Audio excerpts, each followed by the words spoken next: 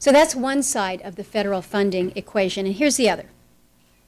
America has special obligations to Alaska and its people, and I will continue the fight to ensure that the federal government lives up to them. So much of that federal obligation is related to our unique land management structure. We've got 4 federal agencies, the BLM, the Park Service, Fish and Wildlife, and the Forest Service, who own more than 230 million acres of Alaska. 57 million acres are in wilderness. 53% of all the wilderness acres in the entire country are in our state. And I'm always reminding my colleagues of that. We've got more wilderness up here. But these are lands that Alaska cannot tax. And many of these acres, as we all know, cannot be developed. Alaska rightfully insists that the federal government pay its fair share for the lands that it has set aside in the national interest. That's why I fought successfully to extend the Secure Rural Schools Act last year. Not only did we extend it for 4 years, but Alaska's share of that national pie has jumped this year from $9.5 million to $21 million. In that same legislation, Congress set aside money to fully fund the Payments in Lieu of Taxes program, also for a 4-year period. Alaska's public lands drive more than 1 million visitors to our state every year. And when those visitors go home, we go out and we use the land. We hunt, we fish, we hike, we camp, and we explore those lands. The federal government has a responsibility to maintain these lands for the benefit of all our users and for generations to come. And we need to ensure that it lives up to that obligation. We also must continue to fight to implement the Alaska Land Transfer Acceleration Act. Back in 2004, we in Congress gave the Bureau of Land Management the tools to finalize the transfer of lands owed to the state. We said we think it's reasonable that you've got a number of years ahead of you to complete it. The BLM has failed to meet the goal of finalizing the transfers by our 50th anniversary. That was the deadline that we'd set. They've made good progress, but we must complete that job. The nation also owes a debt to those who have served us, to our veterans. Alaska, as we know, has more veterans as a percentage of our state's population than any other state in the Union. And our veterans live in every corner of our great land. Yet the VA offers limited veterans health services outside of Anchorage. Now, there are some bright spots. The new clinic on Elmendorf is coming along nicely. The VA is opening a new clinic in the Mat-Su Valley this spring, and the VA has brought a new clinic here to Juneau, which is great. But it's not enough. It's not enough. One way that our nation can repay its debt to our 75,000 veterans is to provide access to their earned benefits wherever in Alaska they choose to live.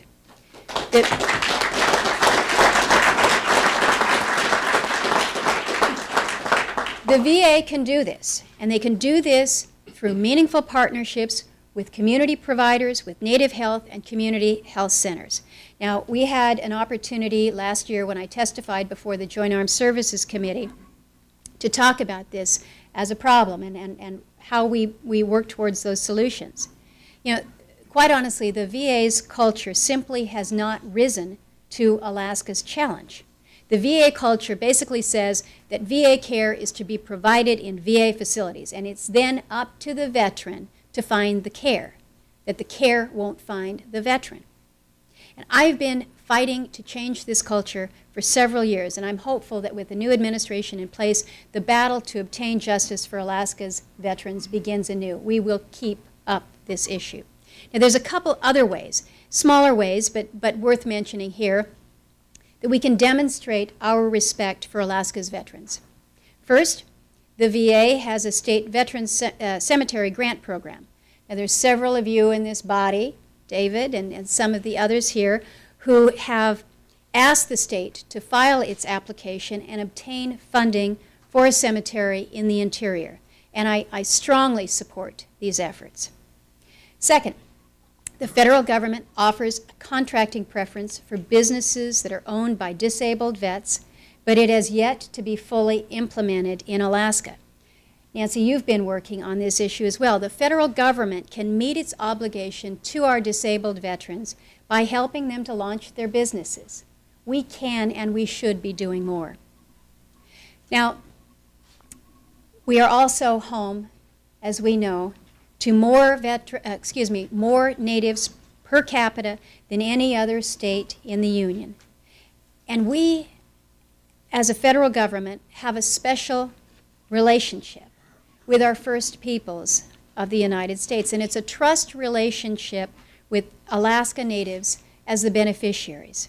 And that relationship drives millions of dollars in federal Indian program funds to Alaska Native institutions, which have truly become household names in our communities. For instance, SEARCH, Alaska Native Medical Center, the South Central Foundation, TCC, just to name a few.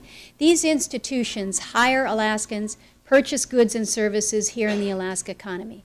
And along with the Alaska Native corporations, they have truly emerged as important economic engines in urban Alaska as well as our villages. Our Alaska Native health system is truly exemplary in many respects. For the second consecutive time now, the Alaska Native Medical Center has won magnet designation for the quality of its nursing staff. In this respect, with this designation, ANMC stands shoulder to shoulder with world-renowned institutions like the Mayo Clinic. That should make us all feel proud. No other Alaska hospital has earned this distinction. South Central Foundation is earning national recognition for its patient-centered primary care model. Our telemedicine program, as we all know, is truly a national model. But we know that we have so many challenges in these areas. The rates of suicide in our villages and throughout the state of Alaska are alarming. This afternoon I'm going to be going over to the high school here, Juneau Douglas High School, and I'm participating in an award. There's a $1.3 million grant that will go to the state of Alaska from SAMHSA to fight youth suicide. Alaska still leads the nation in the rate of babies born with fetal alcohol spectrum disorders. In spite of the great efforts we've made with our innovative dental health therapist program, we've got too many young people who still lack access to dental care.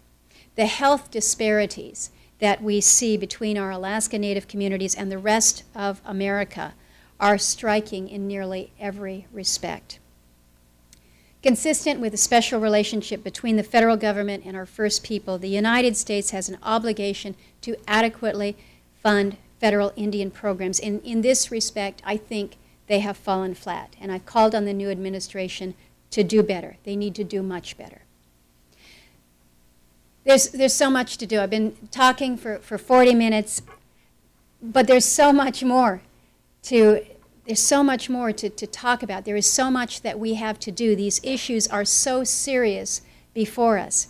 But I have to tell you, my friends, at the end of the day, I sleep well.